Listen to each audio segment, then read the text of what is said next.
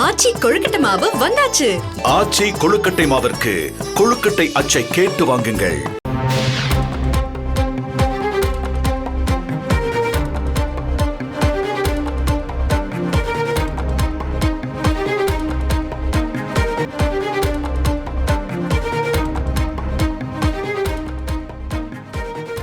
முன்னாள் அமைச்சர் செந்தில் பாலாஜிக்கு எதிராக ஊழல் தடுப்பு சட்டத்தின் கீழ் குற்ற வழக்கு தொடர ஆளுநர் RN ரவி அனுமதி அளித்திருக்கிறார்.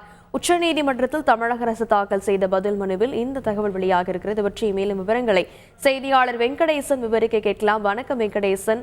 ஆளுநர் RN ரவியின் இந்த அனுமதி அரசியல் வட்டாரத்தில் எப்படி பார்க்கப்படுகிறது?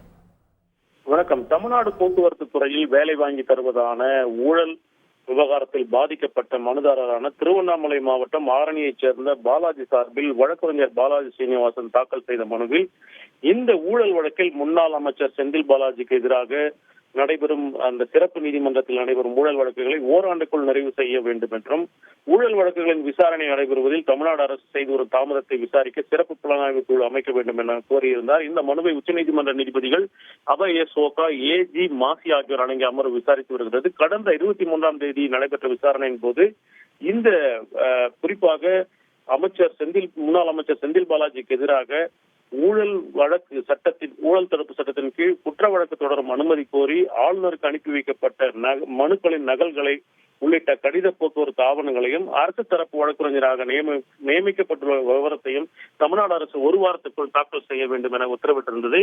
இந்நிலையில் தமிழ்நாடு அரசின் சார்பில் பிரமாண பத்திரம் என்பது உள்துறையின் கடும் மந்தன பிரிவின் இணைச் செயலாளர் K. மோகனகுமார், வழக்கறிஞர் D. குமணன் சார்பில் இந்த மனுவை தாக்கல் செய்துள்ளார். அதில் ஆளுநருக்கு அனுப்பி வைத்த கடித போக்குவரத்து குறித்து விரிவான பதில் அளித்ததுடன் கடந்த 23ஆம் தேதி இந்த விசாரணை நடைபெற்ற அன்று இரவோடு இரவாக இரவு 8:30 மணிக்கு ஆளுநர் முன்னாள் அமைச்சர் செந்தில் பாலாஜிக்கு எதிராக ஊழல் தடுப்பு சட்டத்தின் கீழ் குற்ற வழக்கு தொடர அனுமதி கோரி ஒரு அனுமதியை வழங்கியுள்ளதாகவும் ஒரு விரிவான பிரமாண பத்திரம் என்பது தாக்கல் செய்யப்பட்டுள்ளது. இதுபோல அரசு தரப்பு வழக்கறிஞராக இந்த வழக்கில் P. வாஷிங்டன் தனசேகரன் நியமிக்கப்பட்டுள்ளதாகவும் உச்சநீதிமன்றத்தில் தமிழ்நாடு அரசு தாக்கல் செய்த பதில் மனுவில் தெரிவிக்கப்பட்டுள்ளது.